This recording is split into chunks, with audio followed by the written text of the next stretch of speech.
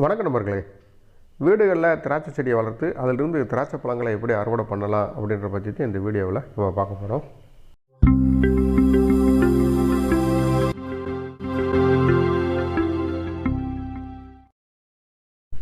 மற்ற பயிர்களை பொறுத்தளவில் நடவு, வளர்ப்பு, அறுவடை அப்படின்னு சொல்லி சாகுபடி விவரங்கள் ரொம்ப சுருக்கமாக இருக்கும். ஆனால் திராட்சையில் சாகுபடி விவரங்களுக்கு கொஞ்சம் நீளமானதாக நிறைய பகுதியில் கொண்டதாக இருக்கும். நம்ம இந்த ஒரே வீடியோவில் எல்லா விஷயத்தையும் பார்க்கணுன்றதுனால திராட்சை நடவு பண்ணதிலிருந்து பழங்கள் அறுவடை பண்ணக்கூடிய இந்த பகுதியில் பராமரிப்பு எல்லாத்தையுமே சுருக்கமாக ஒரு 3 பகுதிக்குள்ளே பார்த்துடலாம். திராட்சை செடியில் நடவு பண்ணதிலிருந்து வளர்க்கக்கூடிய காலங்களில் முதல் பகுதியாகவும், அப்படி வளர்த்தப்பட்டு நம்ம கவாத்து பண்ணக்கூடிய காலத்தை 2வது பகுதியிலையும், அப்படி கவாத்து பண்ண பிறகு பழங்கள் அறுவடை பண்ணக்கூடிய காலம் வரைக்கும் உள்ள பகுதியை 3வது பகுதியிலையும் பார்க்கலாம். முதலாவதாக திராட்சை செடியை நடவு பண்ணி எப்படி வளர்க்கலான்னு சொல்லி பார்க்கலாம். திராட்சை செடியை பொறுத்தளவில் நம்ம ஒரு தடவை நடவு பண்ணால் போதும். அது 12லேருந்து 15 வருஷத்துக்கு தொடர்ந்து காய்ச்சிக்கிட்டே இருக்கும். அப்போ நடவு பண்ணோம்னா 3வது மாதத்துலேருந்தோ 6வது மாதத்துலேருந்தோ அது காய்க்க ஆரம்பிக்காது. அது முதல்ல காய்க்க ஆரம்பிக்கிறதுக்கு 1 வருஷம் எடுத்துக்கிறோம். அப்போ நம்ம திராட்சை செடி தொடர்ந்து காய்க்கணும், ஒரு 15 வருஷத்துக்கு காய்க்கணும்னா நம்ம கம்பல்சரியாக அந்த 1 வருஷம் வளர்த்துட்டே ஆகணும். அடுத்து நம்ம திராட்சை செடியை நடவு பண்ணணும்னு முடிவெடுத்துட்டோம் அப்படின்னா, நம்ம பகுதிக்கு எந்த திராட்சையில் எந்த ரகம் நல்லா வளரும், எது நல்ல மகசூலை கொடுக்கும் அப்படின்னு பார்த்துக்கிட்டு அந்த ரகத்தை நம்ம தேர்வு செஞ்சு நம்ம நடவு பண்ணணும். திராட்சையை பொறுத்த மட்டும் விதையுள்ள திராட்சை, விதையில்லாத திராட்சைன்னு பொதுவான 2 வகைகள் இருக்குது. இது இல்லாமல் ரகங்கள் நிறையா இருக்குது. ஒவ்வொரு பயன்பாட்டுக்கும் ஒவ்வொரு ரகங்கள் ஒவ்வொரு பகுதியில் விளைவிக்கப்படுது. நீங்கள் இந்த ரகத்தை பற்றி முழுசாக தெரிஞ்சுக்கணும்னா அது சம்மந்தமாக நாங்கள் ஏற்கனவே ஒரு வீடியோ போட்டிருக்கோம். அந்த வீடியோட லிங்க் டிஸ்கிரிப்ஷன் இருக்குது. நம்ம இந்த விதையுள்ள திராட்சை, விதையில்லாத திராட்சையை பற்றி மட்டும் பார்ப்போம். எது நம்ம பகுதிக்கு நல்லா வரும், எதை வளர்க்கலான்றதை பார்த்துடலாம். இந்த விதையில்லாத திராட்சைகளில் கருப்பு திராட்சை இருக்குது, பச்சை திராட்சை இருக்குது. எதுவாக இருந்தாலும் இந்த விதையில்லாத திராட்சையில் நடவு பண்ணுற முறைகளாகட்டும், அதை பராமரிக்கக்கூடிய முறைகளாகட்டும், கவாத்து பண்ணக்கூடிய முறைகளாகட்டும் கொஞ்சம் சிக்கல் நிறைந்ததாகவே இருக்கும். அதே மாதிரி கவாத்து பண்ண பிறகு அதை பராமரிக்கக்கூடிய முறைகளையும் கொஞ்சம் மாற்று வழியில் கடைபிடிக்கணும். பழங்கள் வர்ற சமயங்களில் மழை விழுகாமல் இருக்கணும். இப்போ மழை காலங்களில் நம்ம இந்த பழங்களை கொண்டு வரக்கூடாது. அதுக்கேற்ற மாதிரி கவாத்து முறைகளை மாற்றி அமைக்கணும். இந்த மாதிரி முறைகள்லாம் ஒரு அனுபவமிக்க திராட்சை விவசாயினால் மட்டுமே இந்த விதையில்லாத திராட்சை பழங்களை நடவு பண்ணி அதிலிருந்து நல்ல மகசூல் எடுக்க முடியும். அல்லது நீங்கள் கொஞ்சம் அனுபவப்பட்டிருந்தால் மட்டும்தான் இந்த விதையில்லாத திராட்சையிலிருந்து ஒரு நல்ல மகசூல் எடுக்க முடியும். அதே இதில் இன்னொரு சிக்கல்களும் இதில் இருக்குது. நம்ம இந்த விதையில்லாத திராட்சை செடியில் வளர்க்குற சமயங்களில் நம்மளுக்கு தெரியாமல் வளர்ப்பு முறைகளாகட்டும், கவாத்து முறைகளாகட்டும் ஏதாவது தவறு பண்ணோம் அப்படின்னா அதை பலபடிக்கு மீட்டு எடுக்கிறதுல மிகுந்த சிரமங்கள் இருக்கும். மீட்டு எடுக்கிறதுல பெரிய கஷ்டங்களும் இருக்கும். நீங்கள் திராட்சை செடியை பற்றி முழுசாக தகவல் எதுவும் தெரியாமல் இருந்தாலும், அல்லது புதுசாக பற்றி வளர்க்கணும்னு நினச்சாலும் கருப்பு பன்னீர் திராட்சை ரகத்தை தேர்வு செய்யுங்க. இது ஒரு நாட்டு ரகம். இதில் விதைகள் இருக்கும், நல்ல இனிப்பு சுவை கிடைக்கும். விதைகளாகட்டும் தோள்களாகட்டும் நல்ல மருத்துவ குணம் மிக்கது. பராமரிக்கிறது லேசு, வளர்க்குறதும் லேசாக இருக்கும். நம்ம வளர்க்குற சமயங்களில் ஏதாவது சின்ன சின்ன தவறுகள் பண்ணாலும் அதை உடனே மீட்டு எடுத்துக்கலாம். அப்போ புதுசாக நீங்கள் திராட்சை செடி வளர்க்கணும்னு ஆசைப்பட்டீங்கன்னா கருப்பு பன்னீர் திராட்சையை தேர்வு செய்யுங்க. இது தமிழ்நாட்டில் இருக்கக்கூடிய வெப்பநிலையில் எல்லா மாவட்டத்திலையும் ஓரளவு நல்லா விளையக்கூடிய ஒரு ரகம். இப்படி வாங்கின செடிகளை எப்படி நடவு பண்ணலாம் அப்படின்றத பற்றி பார்ப்போம். விதை மூலமாக உற்பத்தி பண்ண திராட்சை நாற்றுக்கள் வளர்ச்சி ரொம்பவும் குறைவாக இருக்கும். மகசூலும் நம்ம எதிர்பார்த்த அளவுக்கு இருக்காது. நிறையா காய்க்கிறதுக்கான வாய்ப்புகள் மிக மிக குறைவு. அதனால் நீங்கள் திராட்சை செடி வளர்க்கணும்னு நினச்சிங்கன்னா குச்சிகள் மூலமாக பதியம் போட்ட செடிகளை வாங்குங்க. அல்லது குச்சிகளை வாங்கி நீங்கள் சொந்தமாக பதியம் போட்டு திராட்சை செடியை உற்பத்தி பண்ணலாம். அதனால் வீட்டில் வளர்க்குறதுக்கு திராட்சை விதைகளை விட திராட்சை குச்சிகள் தான் உங்களுக்கு நல்ல பலனை கொடுக்கும்.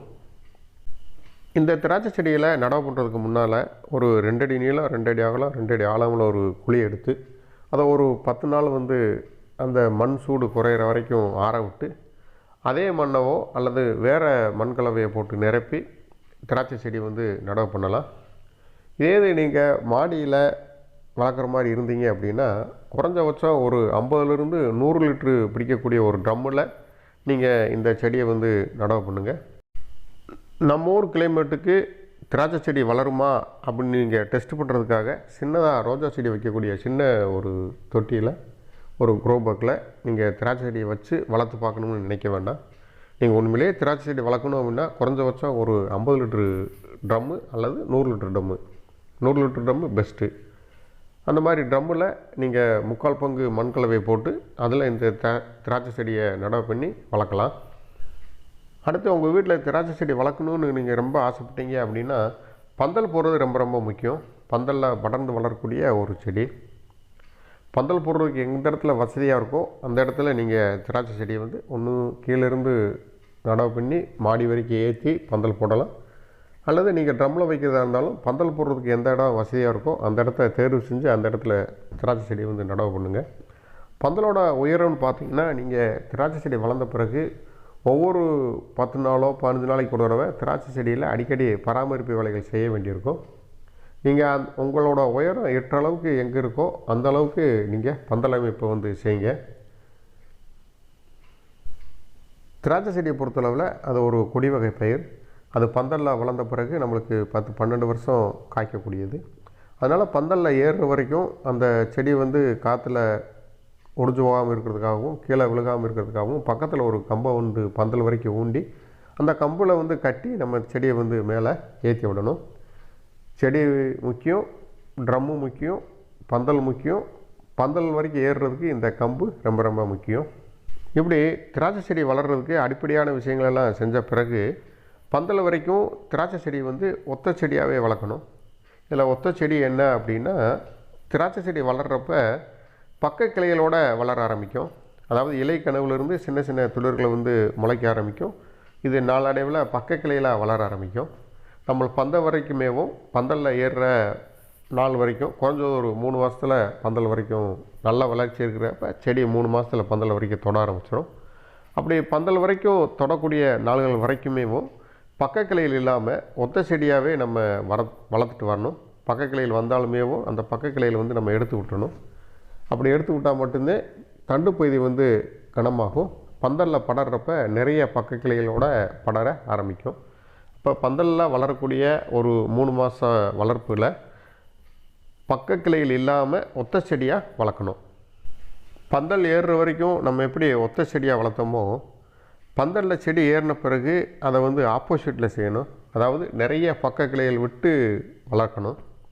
எவ்வளவு பக்க கிளைகள் அதிகமாக பந்தலில் படர ஆரம்பிக்குதோ அந்த அளவுக்கு நம்மளுக்கு திராட்சையோட விளைச்சல் வந்து அதிகரிக்கும். இதுக்கு ஒடித்து வளர்க்கக்கூடிய தொழில்நுட்பம் சில இருக்குது. அதை பற்றி நிறைய வீடியோக்கள் வந்து இருக்குது. அதோட லிங்க் வேணால் டிஸ்கிரிப்ஷனில் கொடுக்குறேன்.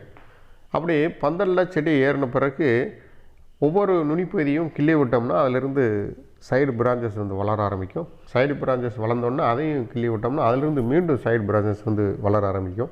இப்படி ஒவ்வொரு முறையும் நம்ம ஒடிச்சு விட பக்க கிளைகளோட எண்ணிக்கை வந்து அதிகமாக போயிட்டே இருக்கும். இந்த மாதிரி வளர்ப்பை வந்து நம்ம ஒரு 5 மாதம் செய்யணும். பந்தல் வரைக்கும் ஒரு 3 மாதம், பந்தலில் படர்ந்த பிறகு ஒரு 5 மாதம், அதாவது ஒரு 8 மாதம் இந்த வளர்ப்புலேயே நம்மளுக்கு சரியாக போகும். இந்த 8 மாதன்றது 1 மாதம் 2 மாதம் முன்ன பின்ன ஆகும். இந்த முறைப்படி வளர்த்தோம் அப்படின்னா செடி வந்து காய்க்கிறதுக்கு தயாராகிடும். அது பிறகு ஒரு மாதம் செடிக்கு நல்லா ஓய்வை கொடுத்துட்டு நம்ம கவாத்து பண்ண ஆரம்பிச்சிடலாம். அப்போ நம்ம செடியை நடவு பண்ணதுலேருந்து இந்த கவாத்து பண்ணக்கூடிய நாள்கள் வரைக்கும் குறைஞ்சது ஒரு 10லிருந்து 12 மாதம் செடி வந்து எடுத்துக்கிறோம். காய்க்கிறதுக்கு தயாராகிடும். இப்படி வளர்க்கக்கூடிய ஒரு 8 மாத கணக்கில் ஒவ்வொரு 10 நாளைக்கு ஒரு தடவையும் நம்ம கடலைப்புண்ணா கரைசல் அல்லது மண்புழு உரம் எது நம்மளுக்கு அவைலபிளாக கிடைக்குதோ அதை வந்து தண்ணியில் கரைச்சி, பின்னாக்கு கரைசல்னா தண்ணியில் கரைச்சி ஊற்றணும். மண்புழு உரம்னா அப்படியே மேலாக அப்படியே போட்டு விடலாம். ஒரு செடியை பொறுத்தளவில் பந்தல் வரைக்கும் ஏறுற சமயங்களில் ஒரு 10 நாளைக்கு ஒரு தடவை 50 கிராமே போதும். பந்தலில் ஏறி பக்க கிளைகள் அதிகமாக அந்த அளவை வந்து 100 கிராமாக நம்ம சேர்த்துக்கலாம். அப்போ பந்தல் வரைக்கும் ஒவ்வொரு 10 நாளைக்கும் 50 கிராம் கடலை பிண்ணாக்கு தண்ணியில் கரைச்சி ஊற்றணும். பந்தலில் படர ஆரம்பிக்கிற சமயங்களில் 100 கிராம் கடலை பிண்ணாக்கு வந்து கரைச்சி வந்து ஊற்றணும். 10 நாளைக்கு ஊற்றலாம் அல்லது 15 நாளைக்கு பந்தலில் படற சமயங்களில் 15 நாளைக்கு ஒரு தடவை கூட ஊற்றலாம். நீங்கள் மண்புழு உரம் கிடைச்சாலும் தாராளமாக போடலாம். இந்த உரத்தை பற்றி உங்களுக்கு முழு தகவல் தேவைனாலும் அதை பற்றி வீடியோ வந்து டிஸ்கிரிப்ஷனில் இருக்குது. திராட்சை செடியில் நடவு பண்ணதுலேருந்து வளர்க்கக்கூடிய அந்த 8 மாதம் வரைக்கும் செடிகளுக்கு தண்ணி எந்த அளவில் பயன்படுத்தலாம் அப்படின்னா, ஆரம்ப நிலையில் அதாவது செடியை நடவு பண்ணி 1 மாதம் வரைக்கும் நம்ம 2 நாளைக்கு ஒரு தடவை தண்ணி ஊற்றணும். செடிகள் வளர ஆரம்பிக்கிற சமயங்களில் அதை 3 நாள்லேருந்து 5 நாள் ஆக்கிடலாம். பந்தலில் படரக்கூடிய சமயங்களில் நம்ம அதை 1 வாரத்துக்கு ஒரு தடவை தண்ணி வந்து ஊற்றலாம். திராட்சை செடியை பொறுத்தளவில் இந்த தண்ணி ஊற்றக்கூடிய விஷயங்களை கவனிக்க வேண்டிய ஒரே ஒரு விஷயம், வேறு பகுதி ஈரமாக இருந்தால் போதும், தண்ணி தேங்கி நிற்கணுன்ற அவசியம் இல்லை. தண்ணி தேங்கவும் விடக்கூடாது. நம்ம அப்பப்போ கொஞ்சம் காய்ச்சோன்னா கொஞ்சம் நம்ம ஈரப்படுத்திக்கிட்டாலே போதும். இந்த 1 வருஷம் வளர்ப்புன்றது இந்த அளவுது. நம்ம அடுத்த பகுதிக்கு போகலாம். அடுத்து 2வது பகுதி கவாத்து. நம்ம 1 வருஷம் வளர்த்த செடியை கவாத்து பண்ணால் மட்டும்தான் காய்க்கும். நீங்கள் கவாத்து பண்ணாமல் செடியை மீண்டும் வளர்த்துட்டே இருந்தால் செடி வளர்ந்ததே போகும். அதிலிருந்து உங்களுக்கு விளைச்சல் கிடைக்கவே செய்யாது. இந்த கவாத்துன்றது நீளமாக வளர்ந்துருக்கிற கிளைகள், தேவையில்லாத பக்க கிளைகள், தேவையில்லாத வளர்ந்துருக்கிற இலைகள், இது எல்லாத்தையும் நம்ம நீக்கி விடுறது. மற்ற செடிகளில் கவாத்து பண்ணுறதுக்கும் திராட்சையில் கவாத்து போடுறதுக்கும் சின்ன சின்ன வித்தியாசங்கள் இருக்கும். திராட்சை செடியில் கவாத்து பண்ணுறதுக்கு மொத்தம் ஒரு 3 விதிகள் இருக்குது. நீங்கள் இந்த கவாத்து சம்மந்தமாக நாங்கள் நிறைய தகவல்களோட நிறைய ப்ராக்டிக்கலான விஷயங்களோட வீடியோக்கள் வந்து எங்கள் சேனலில் இருக்குது. தேவை இருக்கிறவங்களுக்கு அந்த லிங்கை வந்து டிஸ்கிரிப்ஷனில் கொடுத்துக்கிறேன். அப்போ செடியை வந்து 1 வருஷம் வளர்த்த பிறகு நீங்கள் கவாத்து பண்ணால் மட்டும்தான் உங்கள் செடி வந்து காய்க்க ஆரம்பிக்கும். கம்பல்சரியாக கவாத்து பண்ணணும். கவாத்து பண்ண பிறகு அடுத்து 3வது பகுதி அறுவடை. இதை காய்ப்பு பகுதின்னே சொல்லலாம். நம்ம இந்த கவாத்து பண்ணக்கூடிய நாளை வந்து குறித்து வச்சுக்கிறணும். அதே நம்ம இந்த செடியோட டேட் ஆஃப் பர்த்து. நம்ம இந்த தேதியை மையமாக வச்சுதான் நம்ம அடுத்தடுத்து வரக்கூடிய துளிர்களாகட்டும் பூக்களாகட்டும் நம்ம பழங்களாக அறுவடை பண்ணுற வரைக்குமே இந்த தேதி வந்து ஒரு மையப்புள்ளி. அதனால் நம்ம கவாத்து பண்ண நாள்லேருந்து ஒவ்வொரு நாளும் நடைபெறக்கூடிய வளர்ச்சி வந்து சரியாக இருக்கான்னு சொல்லி பார்க்குறதுக்கும், நம்ம செடி ஆரோக்கியமாக அந்தந்த நாளில் அந்த டயத்தில் சரியாக வளர்கிறதான்னு தெரியறதுக்கும் இந்த டேட் வந்து ரொம்ப ரொம்ப முக்கியம். சரி, நம்ம கவாத்து பண்ண பிறகு அதிலிருந்து வரக்கூடிய புதிய துளிர்களே நம்மளுக்கு பூக்கள் போட ஆரம்பிக்கும். கோடை காலமாக இருந்தால் 10லேருந்து 15 நாள்லையும், கொஞ்சம் பனி விழுகக்கூடிய காலமாக இருந்தால் 15லேருந்து 20 நாள்லையும் பூக்கள் வெளியே தெரிய ஆரம்பிக்கும். 40வது நாளில் பூக்களெல்லாம் பிஞ்சுகளாக மாறக்கூடிய சமயம், பாலினேஷன் அந்த சமயத்தில் இது நடக்கும். 55வது நாளில் அந்த பூக்களெல்லாம் மிளகளவுள்ள பிஞ்சுகளாக வளர்ச்சி அடைஞ்சிருக்கும். 70வது நாளில் அந்த பிஞ்சுகளை வந்து சுண்டைக்காய் அளவு வளர ஆரம்பிச்சிருந்துருக்கும். 90வது நாளில் காய்கள்லாம் பழுக்க ஆரம்பிக்கும். பச்சை நிறத்திலிருந்து திரும்பி ரோஸ் கலராக மாற ஆரம்பிக்கும். 110வது நாளில் அந்த ரோஸ் நிறத்தில் இருக்கக்கூடிய திராட்சை பழங்கள் வந்து கருப்பு நிறமாக மாறி இனிப்பு சுவை வந்து கிடைக்க ஆரம்பிக்கும். இந்த ஒவ்வொரு காலகட்டத்திலையும் திராட்சை செடியில் சின்ன சின்ன பராமரிப்பு வேலைகள் செஞ்சால் வந்து போதும். அதாவது நம்ம கவாத்து பண்ண நாள்லேருந்து ஒவ்வொரு 20 நாள்லையும் சின்ன சின்ன வேலைகள் வந்து செய்யணும்.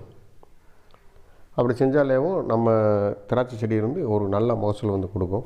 அதே சமயத்தில் இந்த கவாத்துலேருந்து அறுவடை பண்ணக்கூடிய 4 மாத காலங்களில் இது ஒரு மகசூல் காலம்னு சொல்லுவோம். இந்த 4 மாத காலங்களில் நீங்கள் உரம் வைக்கிறதா இருந்தீங்க அப்படின்னா, கவாத்து பண்ண 10வது நாளில் நீங்கள் ஏதாவது ஒரு உரம் வைக்கலாம். இந்த உரம்னு சொல்கிறது நீங்கள் பின்னாக்கரைசல், மண்புழு உரம், இல்லை 2ல் ஏதாவது 1 அல்லது 2 கலந்து கூட தாராளமாக வைக்கலாம். நீங்கள் ரசாயன உரம் தான் வைக்கணுன்ற அவசியம்லாம் இல்லை. அதே மாதிரி 50லேருந்து 60வது நாளில் ஒரு மாட்டுச்சாணம் அல்லது ஆட்டுச்சாணம் உங்களுக்கு எது அவைலபிளாக கிடைக்குதோ அதை நீங்கள் வச்சாலே போதும். இந்த 2 உரங்கள் வச்சாலேயும் உங்களுக்கு உங்கள் திராட்சை வந்து ஓரளவு நல்ல விளைச்சல் வந்து கொடுக்கும். நீங்கள் இந்த கவாத்துக்கு முன்னால் செடிகள் வளர்க்குறப்ப ஒவ்வொரு 10 நாள்லையும் 15 நாள்லையும் எப்படி தொடர்ந்து பின்னாக்கரைசல் கொடுத்துள்ளோம், அதே மாதிரி நீங்கள் கவாத்து பண்ண பிறகு இது கொடுக்கணுன்ற அவசியம் இல்லை. கவாத்து சமயத்தில் ஒரு உரம், ஒரு பின்னாக்கரைசல், அல்லது 50லேருந்து 60 நாளில் ஒரு அவசியம் இருந்தால் வேணும்னா 80லேருந்து 90வது நாளில் தேவைன்னா வச்சுக்கலாம், அப்படி தேவைப்படாது. அப்போ நீங்கள் 2 தடவை மட்டும் உரம் வச்சாலே போதும். அதே மாதிரி நீர் தேவையை பொறுத்தளவில் ரொம்ப அதிக அளவில் தண்ணீர் தேவையில்லை. நீங்கள் மாடியில் ட்ரம்மில் வைக்கிறதா இருந்தால் அந்த மேல் மண் வந்து எப்பப்போ காயுதோ அப்போல்லாம் வந்து அதில் வந்து தண்ணி ஊற்றி ஈரப்பதமாக வச்சுக்கோங்க. அதிக அளவில் தண்ணி தேங்கி நிற்காமல் பார்த்துக்கிட்டாலே போதும். சரி நண்பர்களே, இந்த திராட்சை வளர்ப்பு சம்மந்தமாக உங்களுக்கு எதுவும் தகவல் தேவைப்பட்டாலோ அல்லது ஏதேனும் சந்தேகம் இருந்தாலும் காமெண்ட் செக்ஷனில் கேளுங்க. இந்த சேனல் பார்க்குற புது நண்பர்களாக நீங்கள் இருந்தீங்கன்னா இந்த சேனலில் திராட்சை வளர்க்குறது, பராமரிக்கிறது, அதிலிருந்து நல்லா மகசூல் எடுக்கிறதுக்கு என்னென்ன வழிகள் இருக்குது, உர தேவைகள், நீர் தேவைகள் எல்லாமே தனித்தனி வீடியோவாக பிளேலிஸ்ட்டில் போட்டிருக்கோம். தேவைப்படக்கூடிய நண்பர்கள், ஆர்வம் இருக்கிற நண்பர்கள் சப்ஸ்கிரிப்ஷன் பண்ணி பெல் பட்டனை கிளிக் பண்ணிக்கோங்க. அடுத்த ஒரு கூடுதல் தகவலோட இன்னொரு பதிவில் சந்திக்கலாம். நன்றி, வணக்கம்.